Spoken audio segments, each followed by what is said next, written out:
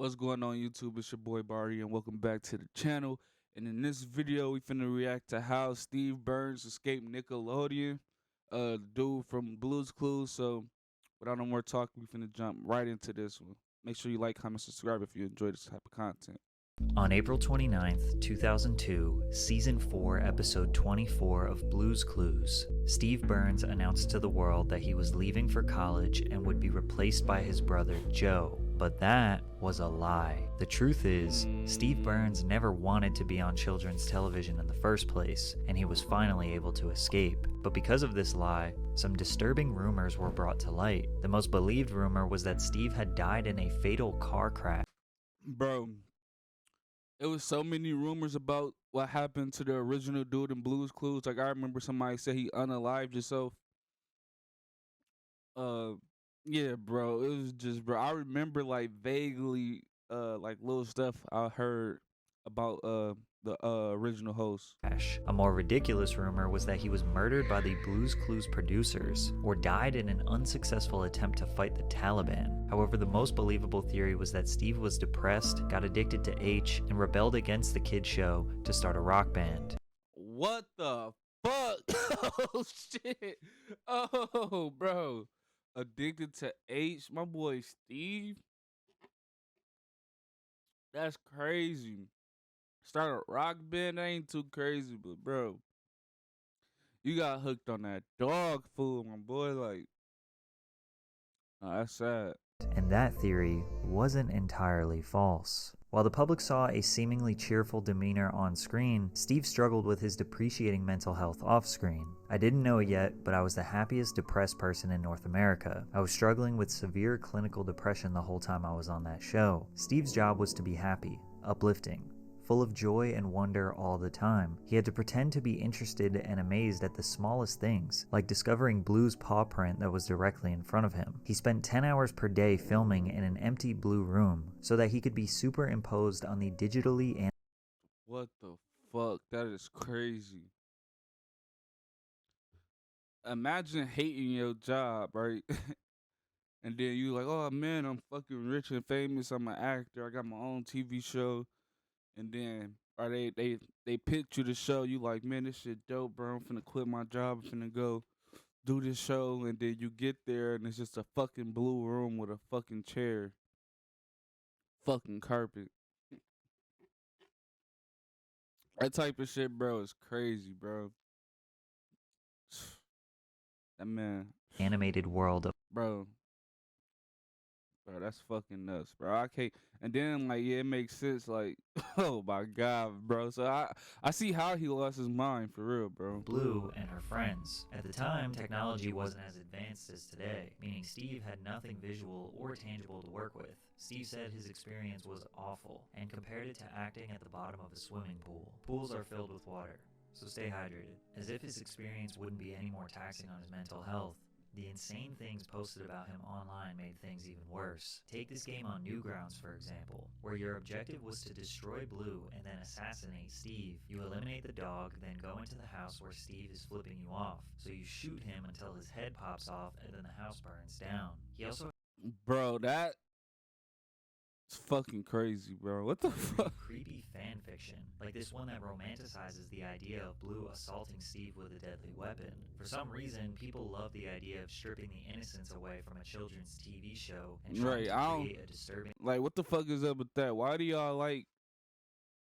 fucking up shit we love? Like, that's kind of weird. Narrative around it. To this day, TikTokers express theories that Steve is a drug addict living in a crack house and that his hallucinations cause him to talk to inanimate objects, which come to life. People also believe that the children's voices we occasionally hear are actually Steve's neglected children, helplessly watching him feed into his addiction. Or the reasons Oh my god, bro. People rude as fuck. Steve is excited whenever he gets mail is because it either includes the welfare check he plans to spend on more drugs or contains the drugs themselves. Most of the time, rumors like this are easily dismissed, but for some reason, millions of people all around the world genuinely believe them. It's likely that even you have some random conspiracy theory about Steve embedded I just said it, right? into your brain. However, most people just thought he died. An easy one to disprove, but it still worried him. I'm starting to think that maybe there's something people know that I don't know. In November 1999, the New York Times published an article detailing Steve Burns' time working on Blue's Clues and described the show's impact on children.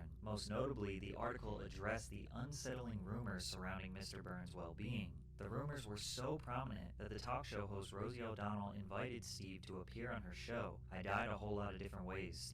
What does your video sound like? Go to Artlist. That's kind of messed up that he really felt like that, you know what I'm saying? Just because he brought a lot of joy, especially to my son, you know what I'm saying, and a lot of other children. Like, and it's kind of messed up how somebody can bring so much joy to people, but you know what I'm saying, they self going through a lot. I feel like, bro, that's fucking crazy, bro. Just some shit, bro. You just don't never fucking look at it from, you know what I'm saying, how you supposed to look at it. Because at the end of the day, that man brought joy to us. I fucking loved Blue's Clues growing up, so it's kind of fucking me up seeing how, like, depressed and shit he was during the time of filming that shit. Rosie's kid is a big fan, so I just went on and said, "Hi, I'm alive. Bye." It was pretty easy to prove I wasn't dead. These rumors were so powerful that Steve felt the need But see, I could see where, like, his depression come from. Like, everywhere I fucking go, this blue dog with me. He just went on a Rosie O'Donnell show, and they had to fucking animate a dog in there, and they had to, like, talk to the dog. Like, come on, bro. Like, I could see how eventually that shit could take a toll on you. to address Rosie O'Donnell's child with "I'm alive" because he knew children around the world were genuinely concerned about him. Because you have to keep in mind that Blue's Clues was the highest rated premiere of any Nickelodeon program and became crucial to the network's growth. It was a pioneer in interactive TV. The original Blue's Clues engaged its preschool age audience by breaking the fourth wall and speaking directly into the camera. Millions of kids around the world felt a deep and personal connection to Steve, which made these rumors more potent. It also made his exit from the show more detrimental. Mr. Burns was 22 when the show premiered, and as he approached his 30s, it was time to move on. Reveals the bold truth about his departure. I knew I wasn't going to be doing children's television all my life, mostly because I refused to lose my hair on a kids' TV show. Steve knew that his baldness would ruin his boyish look and appeal. The network insisted that he wear a wig, but he refused. Combine this with his depreciating mental health, it was finally time to exit. He told the viewers goodbye in his final send-off, alongside his Damn, that's probably why he wore a hat. I didn't know that. I never noticed that. You know? Like, you never noticed, like, one day or, like, for months he's not wearing a hat, and then you just throw on that hat and just, like, seamlessly, like, work. Nobody really bats an eye. his new replacement Joe, and children around the world thought he was just going to go to college and he would return shortly. They were mistaken. Steve was not off to college. He was about to embark on his journey of being the lead singer of a psychedelic rock band. Steve was interested in music way before Blue's Clues. Steve Burns attended Boyertown Area Senior High School in Berks County, Pennsylvania, graduating in 1992. He played in bands called Sudden Impact, 9 Pound Truck, and the Ivies. He continued playing music on the side. Hey, I ain't gonna lie. Them band names was kind of dope. Sudden Impact.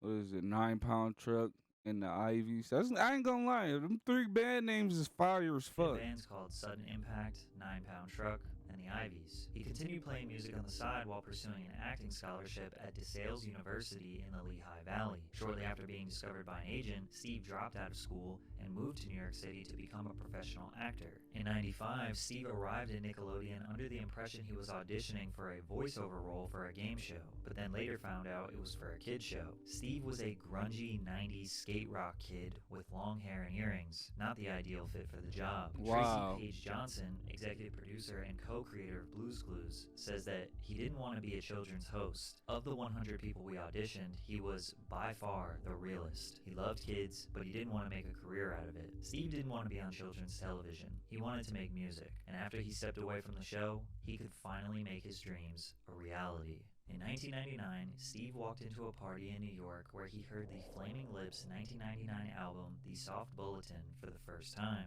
considered by many to be the Flaming Lips' masterpiece. This moment changed Burns' life and reignited a passion for music he thought Blue's Clues had burned away. From there, he acquired Pro Tools and started writing songs. Hey, big Pro Tool gang. You know the fucking vibes, man. Drop Pro Tools in the comments if y'all use Pro Tools. Been doing nothing but talking to objects made of felt for 6 years. There was this weird creative constipation going on. Steve wrote roughly 35 songs in one sitting, but selected 12 to Damn. feature on his Whoa. You wrote 35 songs in one burst. Something is going on. Call it the force, channeling your spiritual powers. Everyone from Scientologists to God thinking rappers talks about it, but especially sweet harmonic coverage flows through the 12 tracks on Burns' debut. So, what the fuck? Yeah, we have been doing nothing but talking. I just made it felt for 6 years. Constipation going on. You write 35 songs, bro. 35 songs, bro. That's kind of hard to believe, bro. I'm not gonna lie, bro. Unless you just like, bro, in some way you repeating shit. Like the shit you said in song 10, you said in 14, 15, 16, 17. It's kind of like, 35 songs.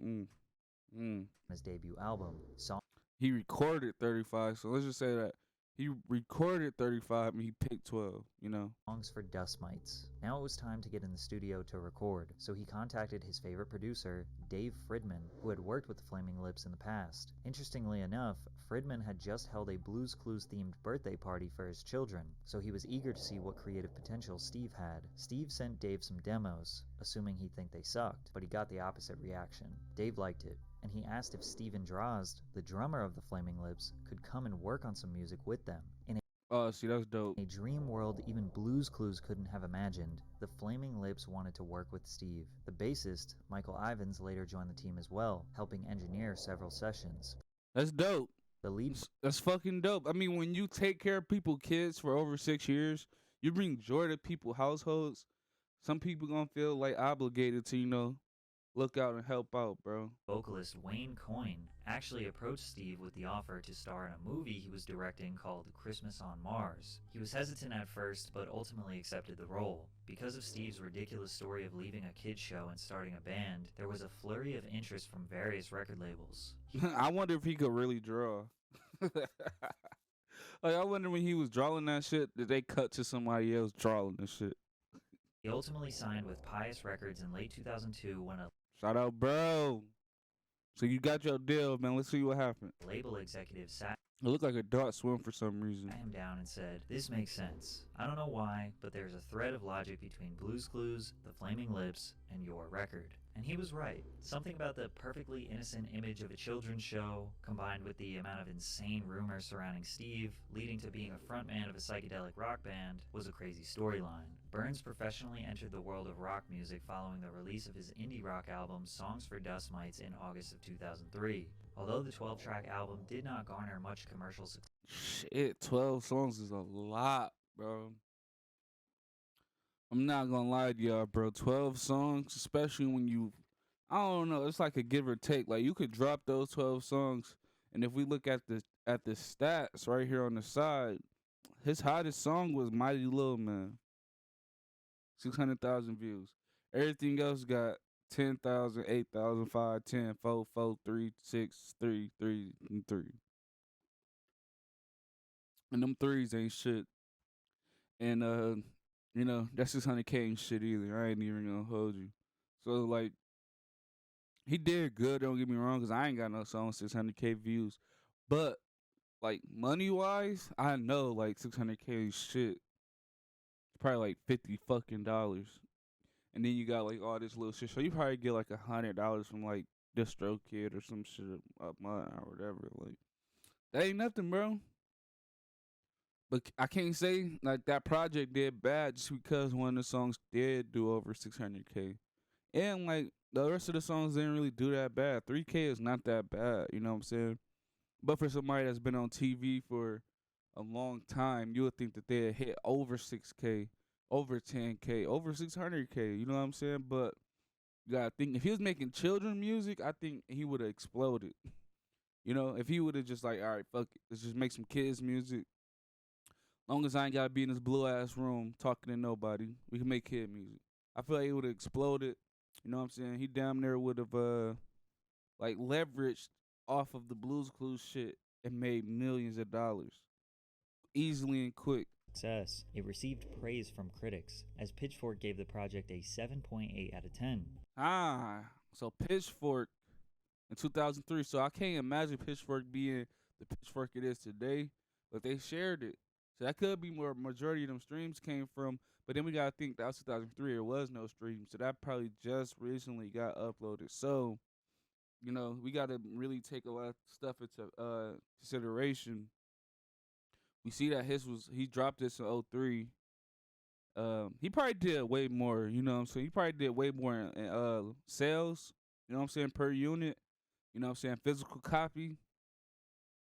And the streams is just, people that love the songs, they would go back and listen to it, which is kind of fucked up.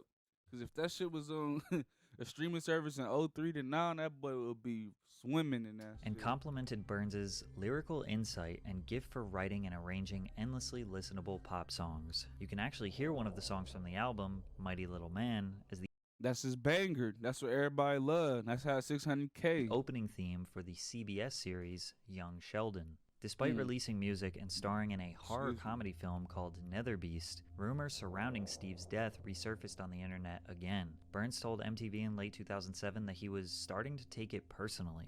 I guess the world would prefer that I was dead. No ads. So Freedom of for people to think you're dead again in '07 is crazy, bro. After you just had this crazy run doing music now from doing Blues Clues, and you had to debunk the rumor the first time, and now you have to go back and debunk it again. It's fucking crazy. You know what I'm saying? Like,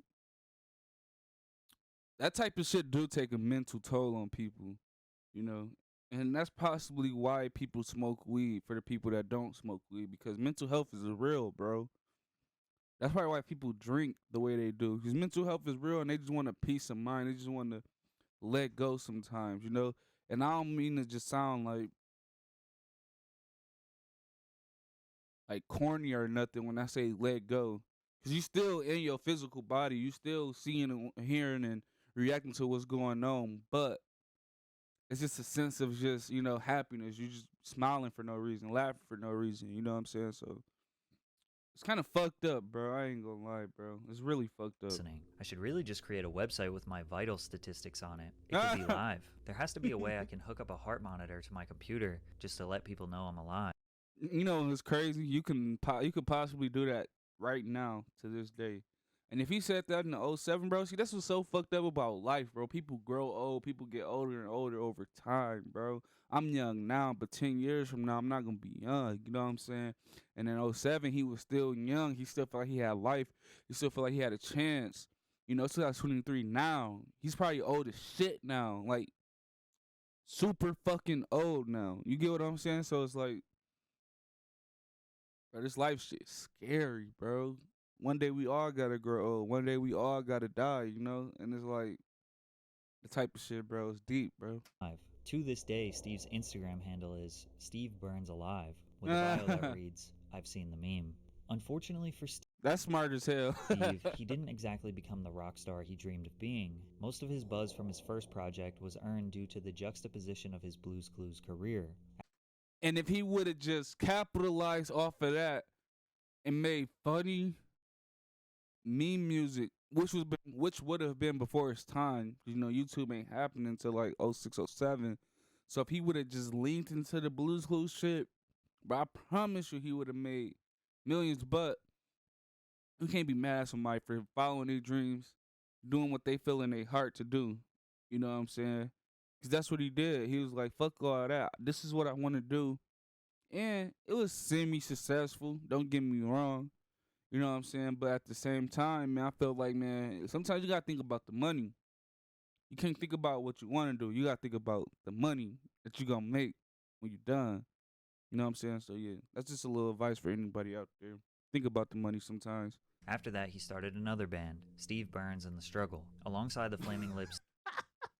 Steve Burns in the struggle is funny. Stephen Drozd, and a Million Billion frontman Ryan Smith. The collective released an album, Deep Sea Recovery Efforts, in 2009, but it failed to do anything substantial. For many years, Steve disappeared from the spotlight. Slowly but surely, rumors of his death, addiction, and God knows what else made their way back onto.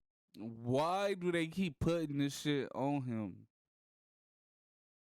Like, it's like somebody really want him to die. It might be Nickelodeon, you know, because he left.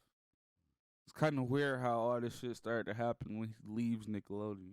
Onto the internet. But in 2017, Steve got a call that he never thought he would get. Nickelodeon gave the original creators of Blue's Clues permission to develop a reboot of the series after multiple failed attempts. Nickelodeon posted a video announcing that they were looking for a new host of the show. Steve helped the creators during the casting process, and after 1,000 auditions, they eventually selected Josh De La Cruz, who was an understudy for Disney's Aladdin on Broadway for 5 years. De La Cruz would play Steve and Joe's cousin, Josh. Steve was initially reluctant to continue his association with the show, but was persuaded by its fans on social media to write, direct, and appear on the show. Bro, because we fucking love you, bro.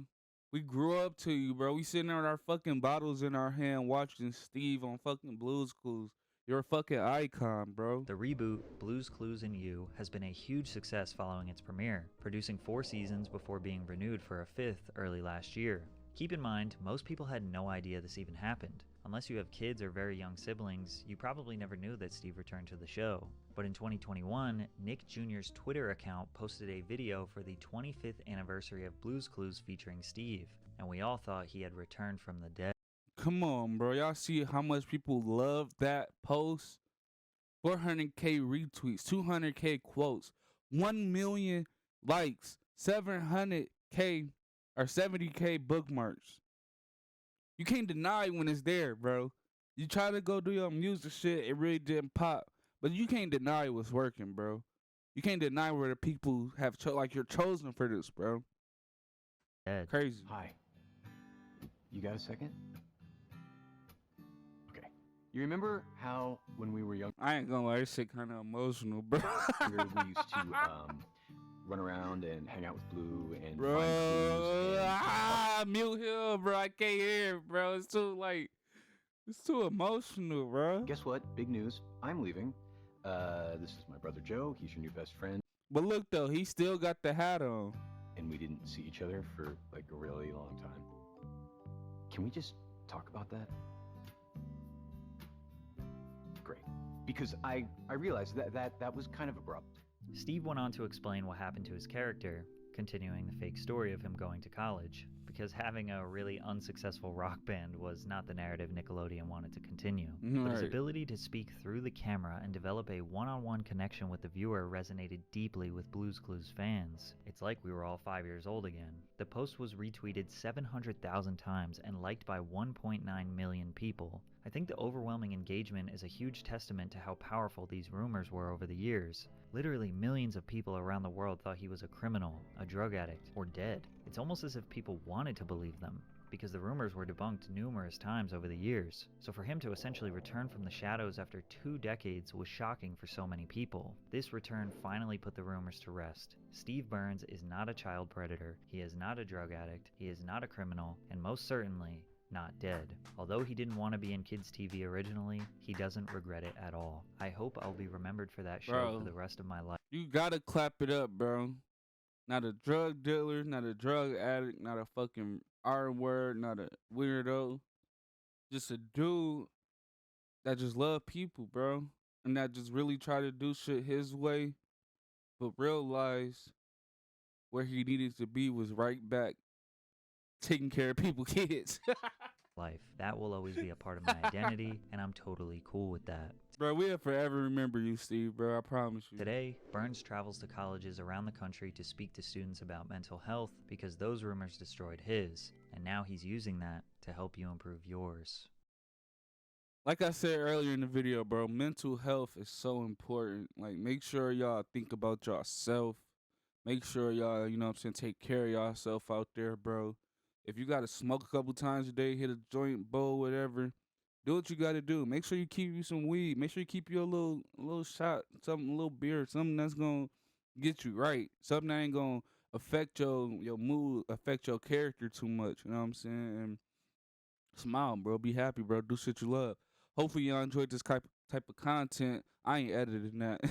Hopefully y'all enjoyed this type of content. Make sure I hit that like, comment, subscribe. Also, if y'all made it to this long end of the video, I do have a Kick now. And I'm just gonna be live streaming on there. I'm just gonna do my reactions on here. I want to just keep it separate. You know what I'm saying? And Kick save all the videos so y'all can go back and watch past videos of streams I already did. And yeah, if y'all like what y'all see, please hit the comment. Please hit the thumbs up button.